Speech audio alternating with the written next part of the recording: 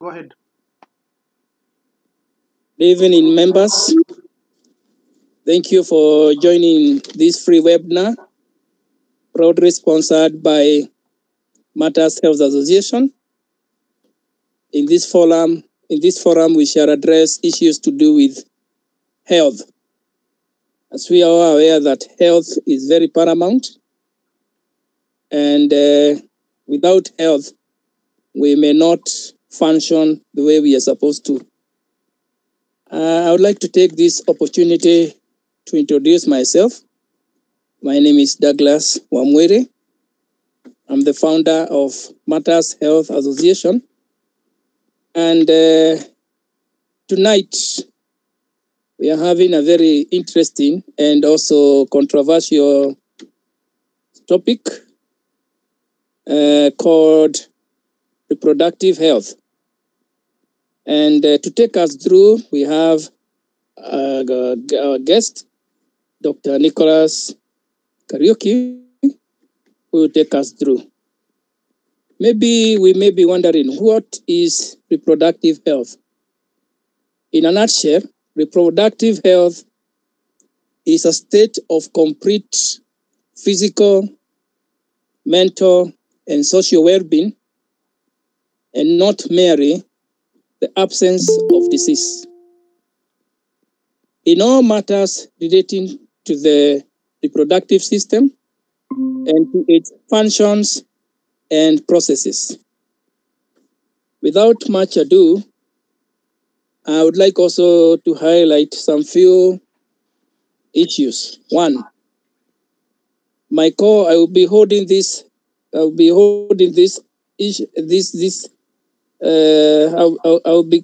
hosting as the moderator with assistance of my co-host. That's Mr. James Kenuthia, the ICT technician. And I would like to take this opportunity to welcome Dr. Nicholas Kariuki to proceed. Take over, Daktari. Good evening, everyone. Thank you for joining us in this very important topic of the forum. As we discuss matters reproductive health. Excuse me. Thank you, Douglas, for inviting us in this forum. I hope that the members who have joined will be able to learn a few things as far as reproductive health is concerned. Now, when we talk about matters health, we cannot talk about health in the reproductive system without talking about where we all originate from. And the best way to prepare the generations to come so that they may have an advantage over those who have been there before them, and so that they can be able to lead a life with lists of health issues. Now, when we talk about reproductive health, we look at the different genders involved in reproductive health and what takes place during the formation of a fetus in a woman. It's very, very important, first of all, for the people involved in this activity to be in good health. And so today, we are going to start by looking at a few issues that are of paramount importance in regard to the formation of a child or a fetus inside the mother's womb. One,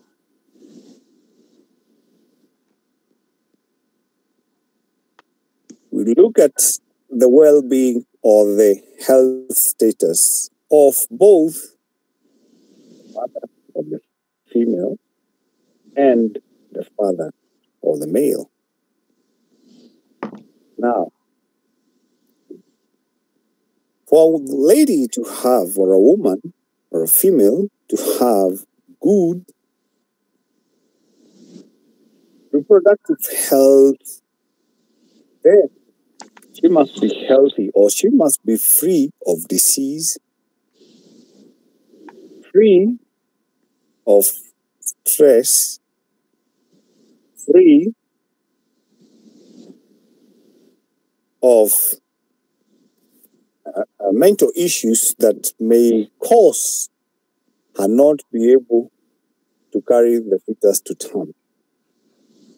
Now, I'll pause there first and go back to the male gender. And the male partner also needs to be physically, emotionally, spiritually, and at times we even talk about economically sound or stable. I think when my colleague Douglas was talking about reproductive health being controversial, I think he meant about that, because we've had men who usually have issues when they don't have money. They have issues to do with loss of libido. Some lose it, others it becomes excessive. So that is where the controversy comes in. And don't ask me which group has usually develops libido when they have money and which one don't have libido when they don't have money. So we'll talk about that at another forum, not now. But in a nutshell, the male gender also needs to be, he talked about the well-being of their well-being, and the uppermost importance of all those is to make sure that they are nutritionally stable, or rather health-wise, they feed well, and nutrition-wise, they are not lacking in any of the essential elements that facilitate the formation of the reproductive element that form a child. Now, when I go back to the female gender, we say when a woman or a female is preparing to get pregnant, we usually talk about going a general checkup where we check for all the diseases. And that is why you see when they're expectant, there is usually what we call the antenatal care profile, which we recommend that it should start even before they become pregnant. So that if they have any kind of sexually transmitted diseases or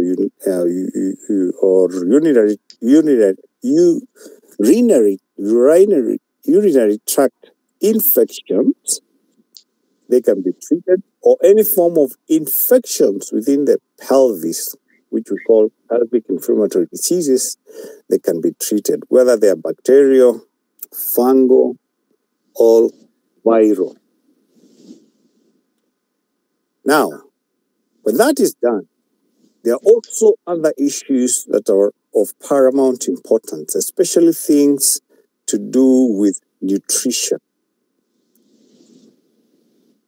Especially when it comes to matters formation of the brain. We usually say that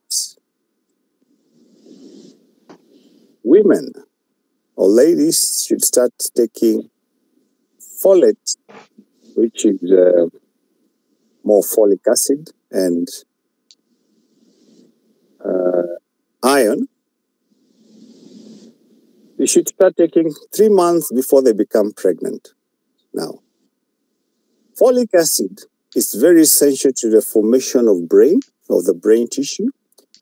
And it's usually recommended they start doing that so that they avoid a condition we call spinal bifida, where you find that if the female gender have or has less folic acid within the system, the probability of her getting a child with that malformation we call spinal bifida is just a big term, but it's where you get a child is born, but part of the spine is exposed to the atmosphere, which might lead to so many other things, including deformity and diseases like meningitis, and that child might not survive well. But when we do all that, we found that most of them are born with a very good IQ, usually higher than both of the parents. I'll pause there for a few minutes, just in case we have a question, then I'll continue. Thank you, Dr. Maybe it's good to say that in case you have a question, you press the icon. For those who are using our phones, there is a hands icon. You can press and ask a question. As you prepare to ask question, Dr. I have one question. What causes raw male involvement in reproductive health?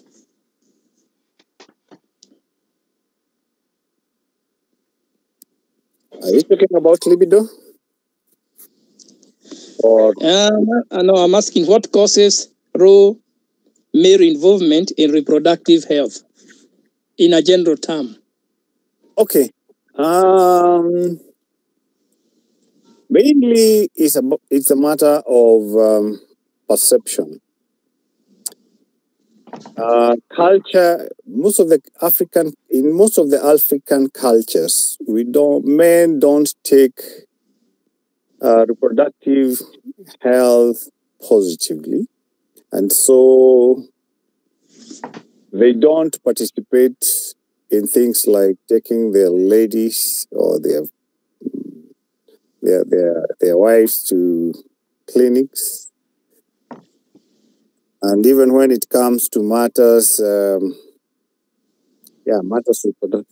reproductive health, rarely do you find most of the men, unless they have issues to do with lack of conception, do you usually find them.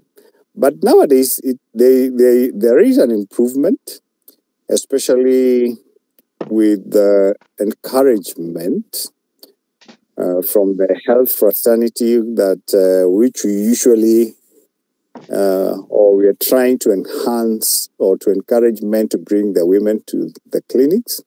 And when they do that, we usually give them first priority, so that now our ladies know that if they want to have to be fast-tracked in the clinic, they usually go with husbands, because we try to treat them fast or to attend them fast, so that at least even the male gender feel that they are appreciated by doing that. All said and done, we need a culture change. It's not a matter of women alone when it comes to reproductive health. So both genders are and should be involved equally, so that if there are matters related to the health of either of the party or either of the gender, it can be addressed well.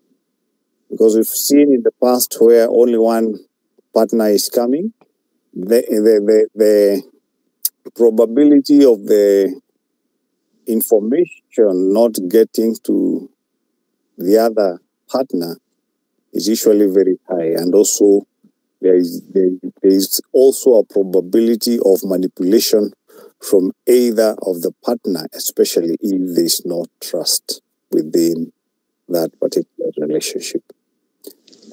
Hope I have answered you. Yeah, very well answered, Dr. And I really appreciate that. You're welcome. Any other question before Dr. proceeds?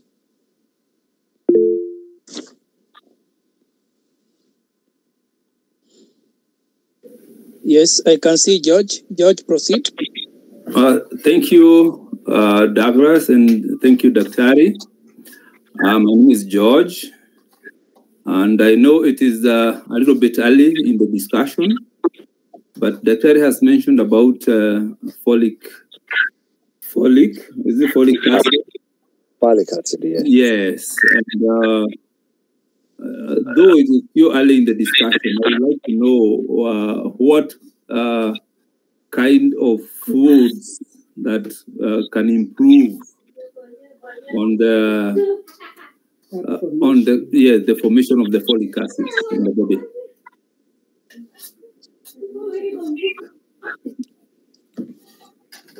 Yes. Thank you, George. Yes, please, Daktari.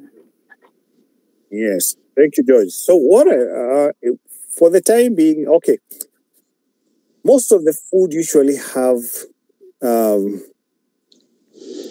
minimal folic acid. So what we usually recommend is that we give supplement so that we can be able to build up the folic acid in time. Because when it comes to just taking foods, at times it takes a while before you accumulate the recommended levels within the body. But green vegetables and some meats, especially seafoods and fish and organ meat, and some nuts, they have folic acid.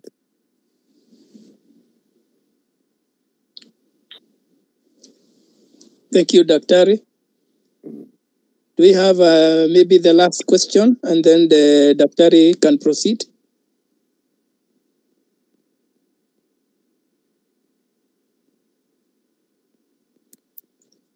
I think, Daktari, you can proceed.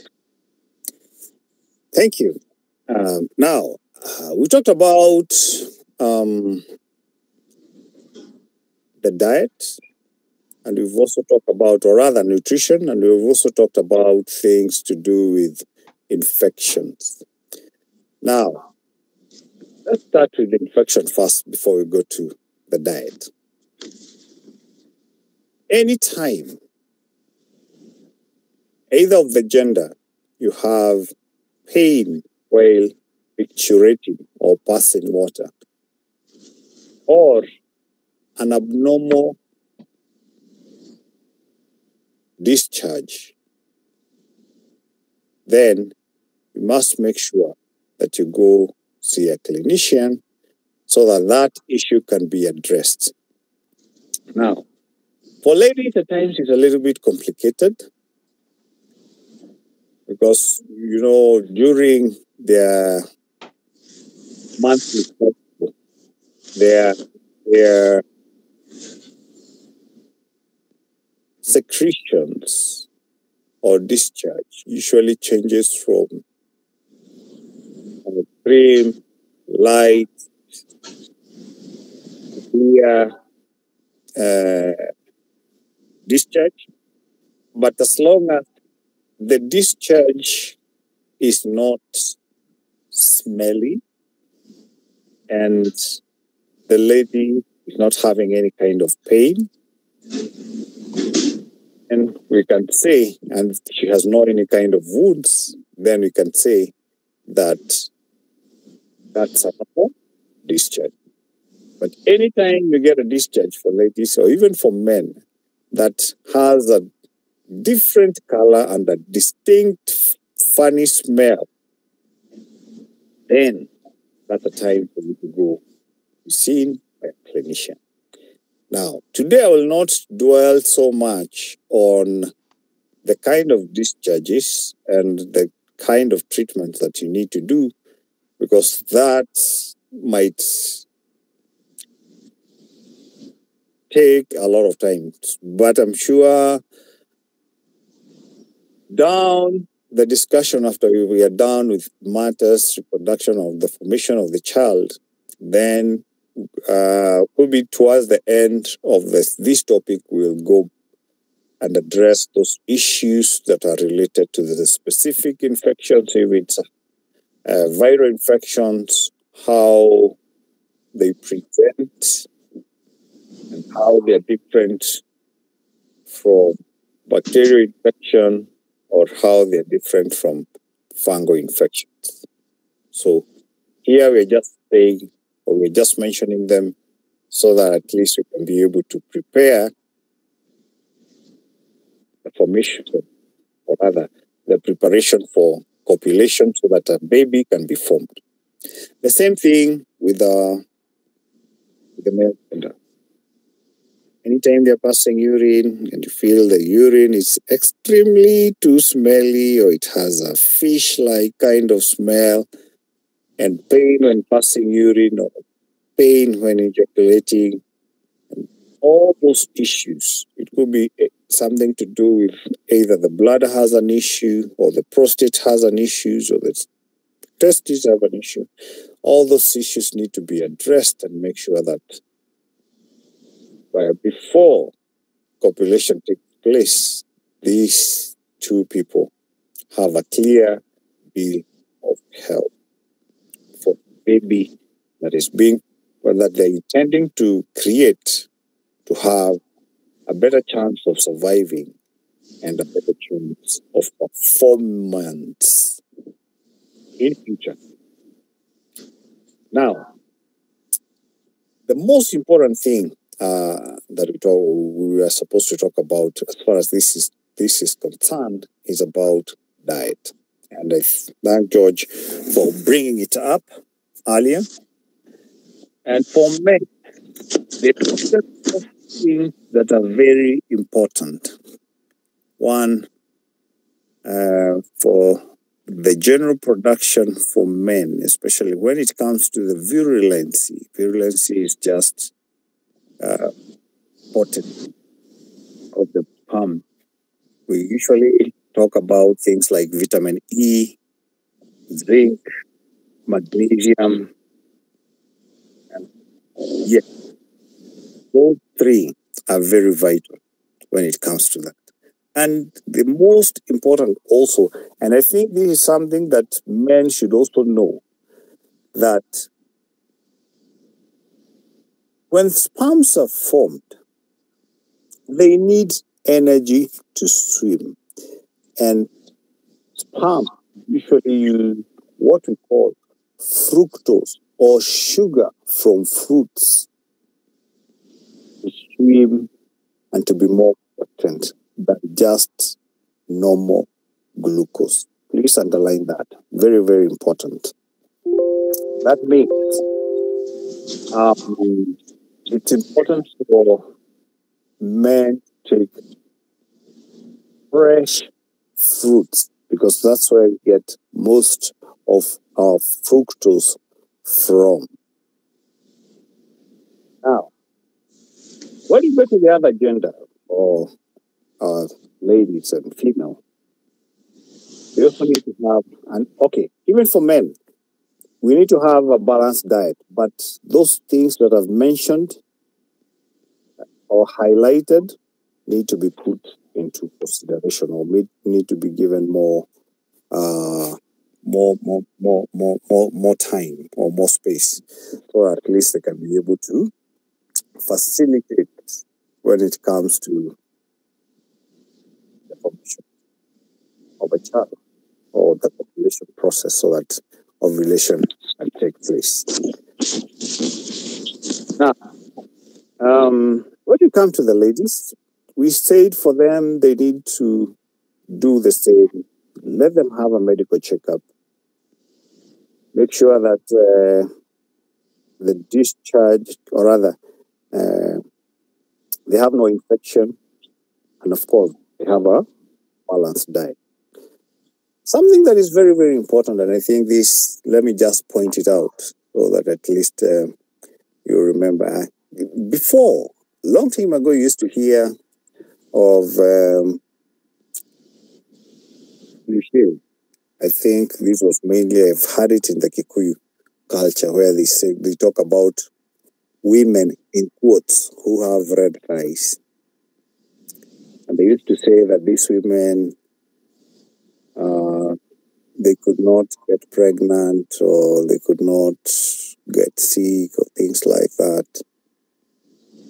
And at times, it's a condition that I just wanted to highlight, because at times when a woman becomes extra promiscuous, she can develop antibodies against sperms, so that even when a man is potent, they don't conceive just because they have developed antibodies.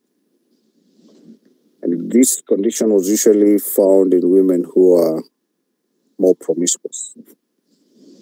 So different people, especially those who have been exposed to different men, rarely do we hear of that kind of condition in women who are exposed only to one man. I leave it at that. But in case you have questions about it, we'll talk about it much later. So, when you take your food well, and of course, we talked about the women starting their preparation like 3 months in advance. If you want to get pregnant in August, this time they should start with their diets and physical checkups and everything else to make sure the blood pressure is okay, and all the other things related to the same. If they have a lot of stress, let's try to reduce it and all that, including the men. That becomes a very vital aspect for a better chance to give your offspring better chance of survival. Yes. Now, I know I've talked about few things, but I know some of them are very loaded, and I'm sure a number of you might be having a few questions because of what I've said. So I'll pause there. Swallow a cup of water, and you ask any other questions that may have arose from what I've talked about. Kindly, if you have a question, you can press the hands icon.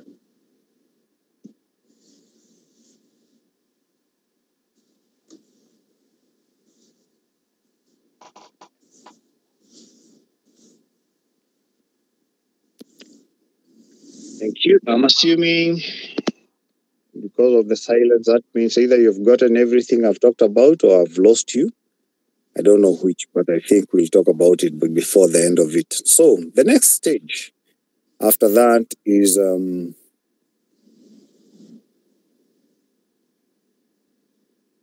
how, or rather the timing for pregnancy. Usually we count that the first day of a woman's MP or monthly period is the first day of their month, or rather the first day of their cycle. And we say that that ovulation takes place between day 14, or rather between day 12 and 14. So, for those who are planning to get pregnant, they need to make sure that at least 7 days before copulation, they have stayed without sex, or they have abstained, so that sperms can mature, and by the time the lady is ovulating, then the man has quite a number of potent sperms that can be able to fertilize the ovary, that is a ovum that is about to be released. So within that time that they are abstaining, you make sure they are feeding well, minimize on matters stress, and of course, when the D-Day comes, they prepare themselves well for the act and they make sure everything goes well. It's just that. And the chances, there are people who say that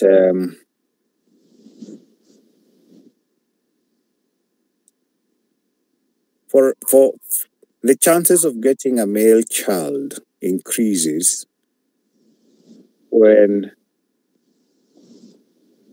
the act is done immediately ovulation takes place. Why? There's a theory that says that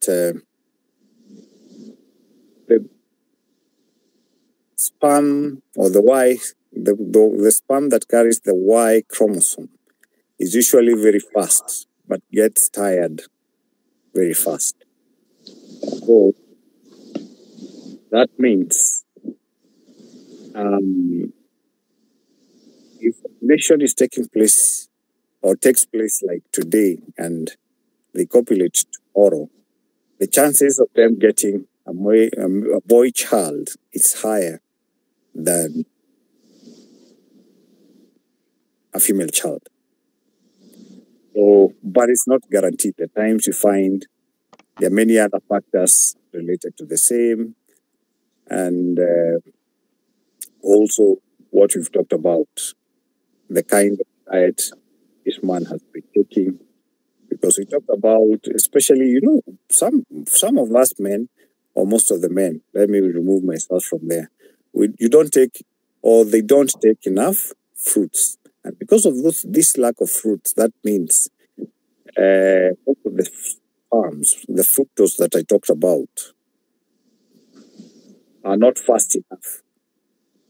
They don't swim fast enough, and they're not potent enough to get to the place where they're supposed to get to. And that is why at times you see, at times we have some of these issues. Now, after pregnancy, we've always seen a number of things happening to our ladies. There are some of them develop things we call, or something we call pica. Pica is just desire to take soil and things that are related with the soil, could be stones, and all that. And at times this is related to lack of iron in the body. That is why they have the craving to take soil or stones.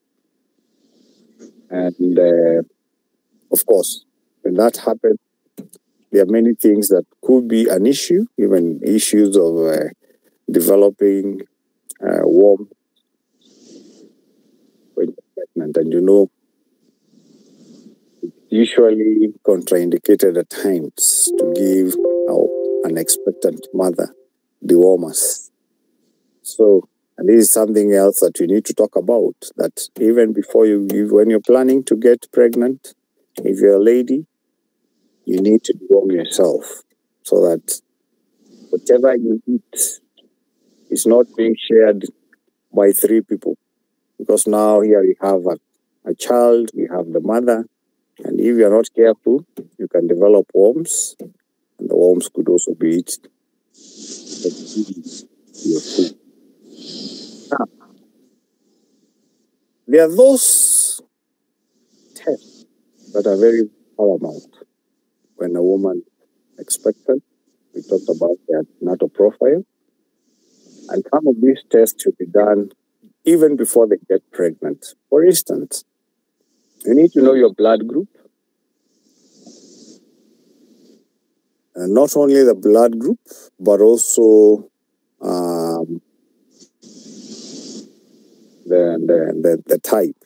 If it's blood group O, you need to know the seropositivity or the seronegativity, so that if it's A positive, rhesus, not seros, rhesus positive or rhesus negative. So if it's rhesus positive, it's okay. But if it's rhesus negative, and then you get a rhesus positive partner, for ladies who are rhesus negative, they need to have anti-D. Why? Because in future, they might develop a condition where they react to the seropositivity, and that might mean they may not be able to conceive again, or when they conceive, the chances of the child being rejected by the body is very high. So that's why they're given anti-D. And that is why it's important for every woman to know their blood group. Just factor. The other thing is also now, those are the things we talked about, things to do with high blood pressure, diabetes. And that is why when they go, they're always told, get us your urine.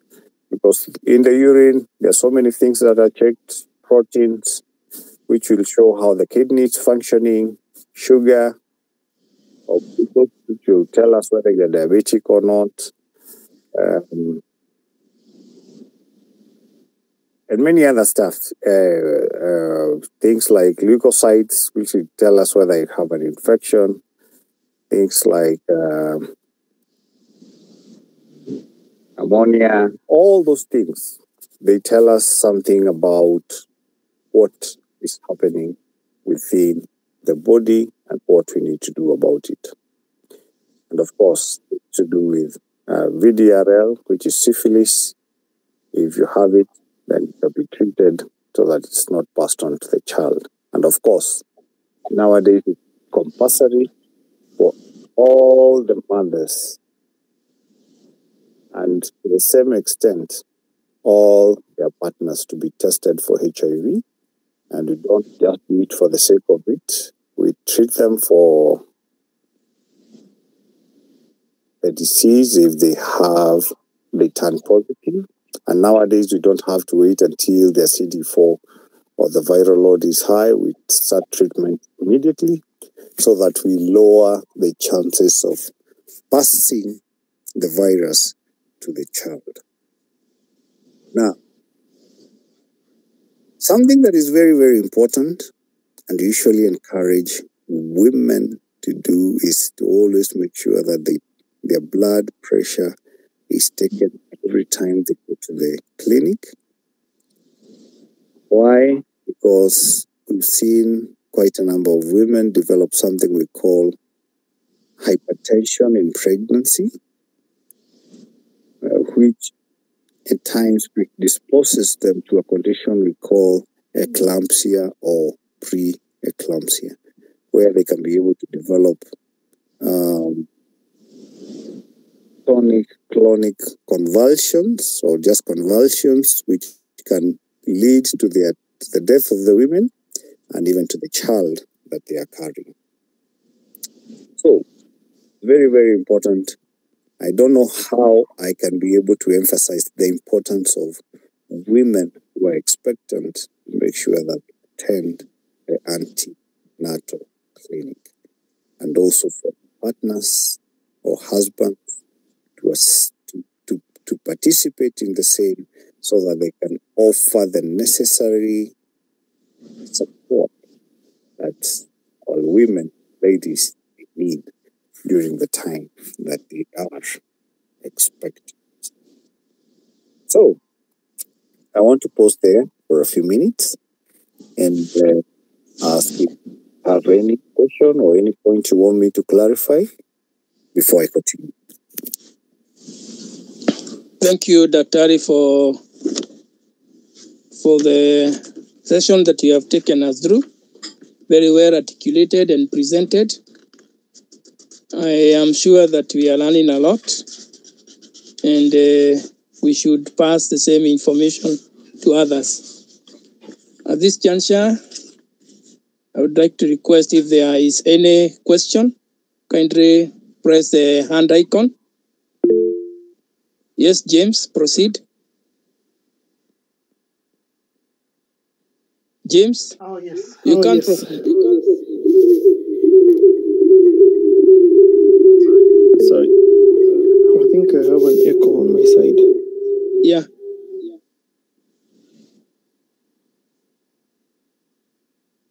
One second. Yes, George? George? Yes, Douglas. Thank you very much, Dr. Ari. This far, we are really getting enlightened. And I have maybe two questions, or maybe some is a concern. And it's good to hear it right now. My first question would be, if somebody has a recurrence UTI being treated again and again, does this pose any other danger beyond there?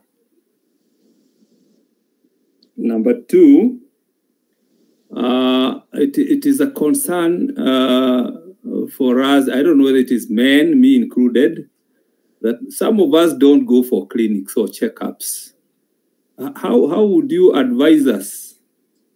Or how often should we go for checkups, even if we don't have any signs of some of the signs that you have mentioned earlier? That is number two. And maybe number three, so that we can allow other people to also ask questions. The cravings with our pregnant mothers on the soils and stones, and you have advised that they need to do deworming. Is it sometimes we are advised that a pregnant mother should not take dewormers? I don't know up to what time in the pregnancy should they start or stop taking dewormers. Thank you. Thank you, George. Maybe another person so that Dr. Ari can answer all of them.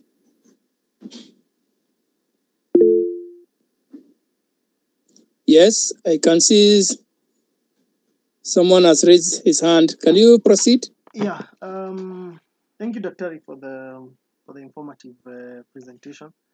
I'm finding it very, very, very informative.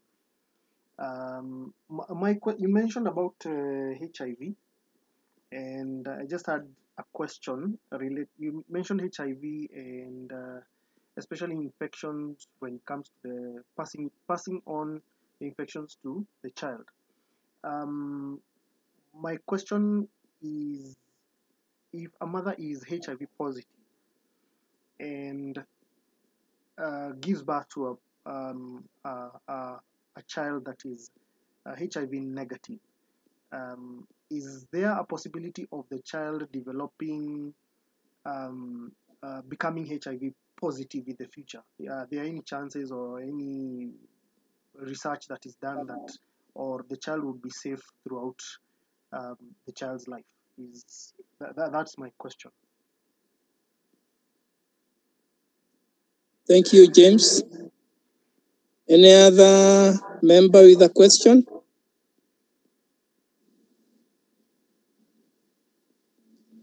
So far, those are 4 questions. I think, Dr. Ari, you can proceed and answer them accordingly.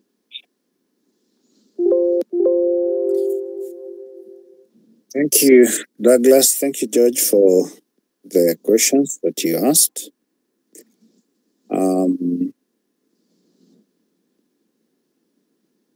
Let me start with the one for dewormers.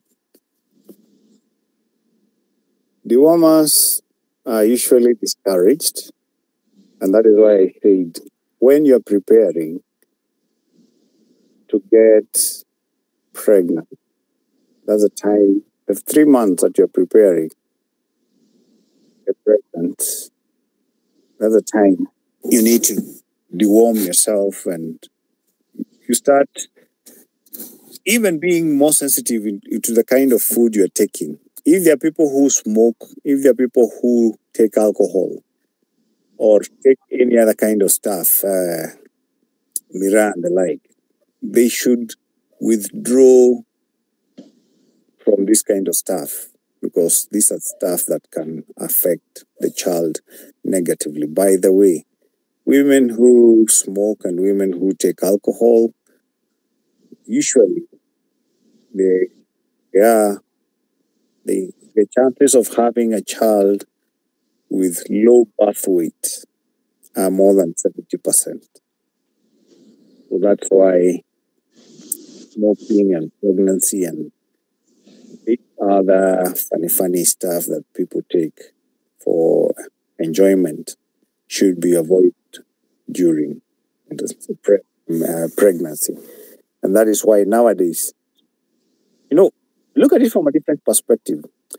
For those guys who are doing farming, when you are preparing your cows or even your pigs for mating, you feed them a specific diet and you allow them to be at a specific weight and age before you do some things. Likewise, we shouldn't just assume just because somebody is married, they don't need to prepare themselves to get pregnant. At times we go wrong, and at times because we don't prepare ourselves, we can even hurt ourselves, because psychologically most of the people start getting affected in a negative way, and when you are stressed, chances of you getting pregnant are even less, because when your body usually uses hormones, which at times are triggered through, not at times, always are triggered through the pituitary gland, and then everything else is set in motion. So when those triggers are not happening the way they're supposed to happen, because of could be high adrenaline, because of stress within the body, then chances of not conceiving not conceiving are very high. So we need to look at it from a particular perspective. Now, you talked about UTI, recurrent UTIs. Well, especially for men, when you have recurrent UTIs, there are usually several issues we like looking at. One, it's usually the source of the UTIs. Now, at this time, and that is why I said that I didn't want to go to that topic too much, but I'll talk about it because now you have asked me. Now, if it's a bacterial infection, you should not get recurrent UTIs secondary to bacterial infections. But at times, you may be able to get them when you don't take drugs the right way. When you don't, that is by not finishing the drugs, not taking the right dose, or typically the drugs you are given were not effective against the kind of organism that is causing it. But in most cases, when you hear somebody talk about recurrent UTI, at times it's usually as a result of viral infections. Fortunately or unfortunately, viral infections don't have a cure, but of course, we can be able to manage them. Whether it's HIV or herpes genitalia or any other kind of reproductive health viruses. It's usually something you can be able to do, but that is why I'm saying, when you underline that, it's usually prudent, first of all, for us to know what you're dealing with before we give you medication. So, and also we can be able to advise. One of the most common cause of recurrent UTIs is something we call herpes genitalia. Herpes genitalia usually, in fact, in America, they say it has affected more than 70% of the reproductive age. And that means it's only around a quarter of the population who do not have it. So what does that mean? That is in America. I don't know our data when it comes to Kenya. But we have quite a number of people who have it, and usually it occurs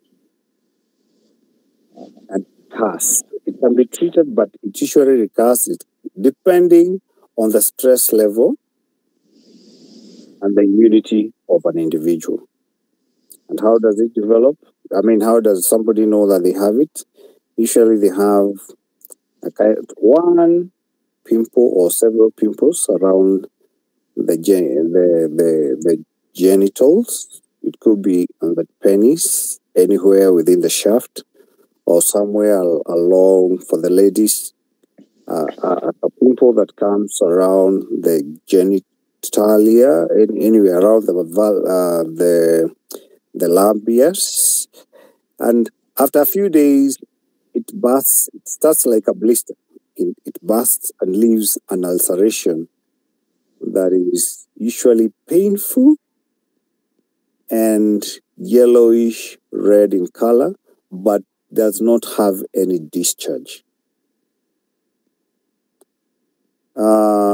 It can last for a week or two without treatment, then disappears on its own. But if you go to hospital before it bursts, while it's still a vesicle, while it's still a blister, you can be given drugs that usually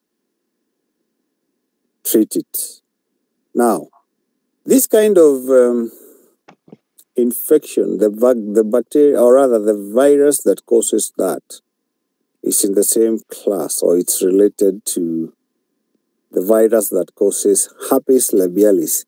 Or rather, when you see people with homa, and at times they develop some blisters on the upper lip or the lower lip, it's the same kind of virus, but they are related. But now, for those who have that on the lips, they don't have the one, they cannot develop the ones downstairs. And those who have the one downstairs, they don't develop the one upstairs, because this virus is kind of dominant and prevents the other one to come in. Why? Because when your body now gets infected, it produces some antibodies that try to fight against that particular virus. Now, your third question, I think, was about medical checkups for men. Yes? George?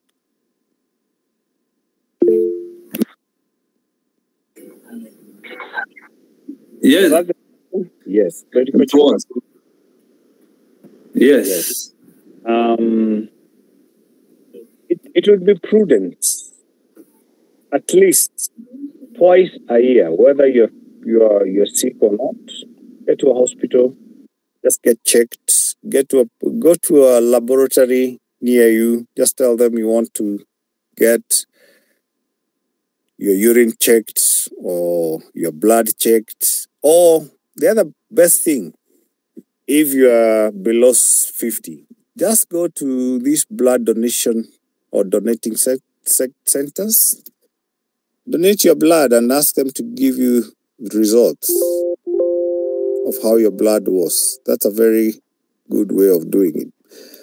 But the other way you can be able to do that if you don't want to donate, most of the pharmacists and chemists nowadays, they have most of these tests. If it's something to do with blood sugar levels, blood pressure, you can be taken anywhere within those pharmacies.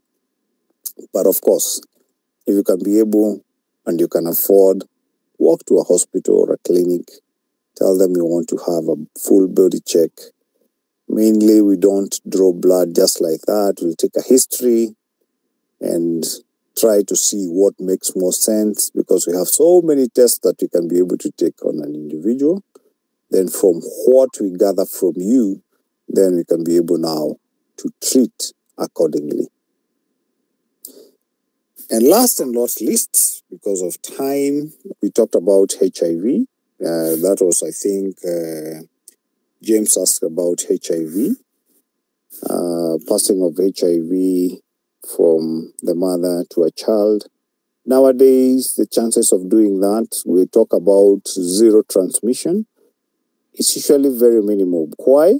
Because we try to make sure, especially we try to suppress the virus in the mother to undetectable levels, so that now, when it comes to passing on the virus from the mother to the child, the chances are next to zero. So what does that entail? That entails that the person who has been tested and found positive need to be very sincere with themselves, and they take the drugs the way they have been instructed. And of course, because that is where we've seen we have challenges. Most of the people have the virus, they're given the dawa, they're taking the drugs alone, they are not even telling their partner that they're taking drugs. And we've seen this, and this should be a warning to men, that for those who are having mipango ya kando, some of these mipango ya kandos you are having, they have the virus and they don't tell you about it. So ukifikiria unajipanga, ukumbe wewe ndio unapangwa. So for the sake of time, I'll leave it at that. And thank you very much for the questions. I hope we are learning something even as we interact in the forum.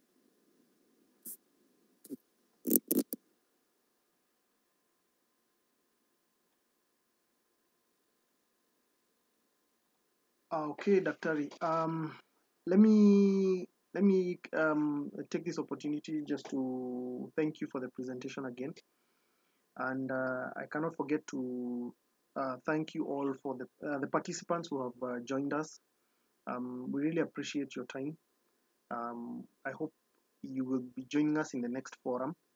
The link that was sent to you can be used recurring. It can be recurring for every other meeting that will be held same time, same day. That is Thursdays from 7:30 to 8:30. Daktari, thank you very much for your time. We really appreciate you volunteering to educate us in all these matters health. For the participants who have joined us, you may this is matters health, so this topic is going to be very broad. So I'm just preparing you that if a certain topic has not been, or certain topic has not been touched now, probably it will be touched or the doctor will talk about it in the consequent meetings. So just be patient and look forward to the next meetings. We'll be very strict on time. So we'll be very strict on time. We'll be definitely starting at exactly 7:30 and ending at 8:30. And I'm glad Mr. Douglas has come back on board. So I'll just hand it over to Mr. Douglas to wind up. Otherwise, thank you again, both the participants and the speaker. We really appreciate it. Thank you.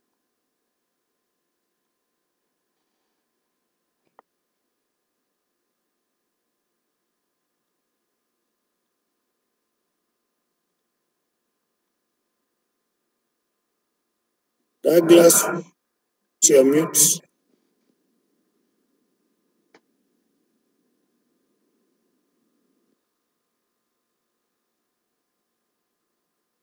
Douglas, unmute yourself.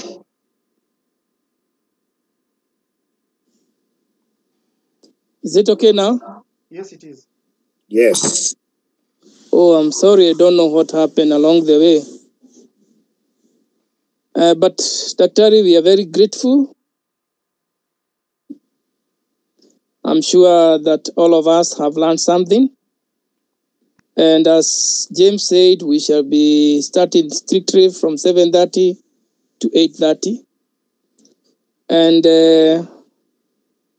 it's good to say that Dr. Nicholas Kariuki is a lecturer at Kenya Medical Training College, Department of Medicine.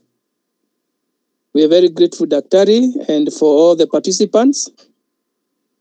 We meet next week, same time, for episode 2. Thank you for your participation. God bless you.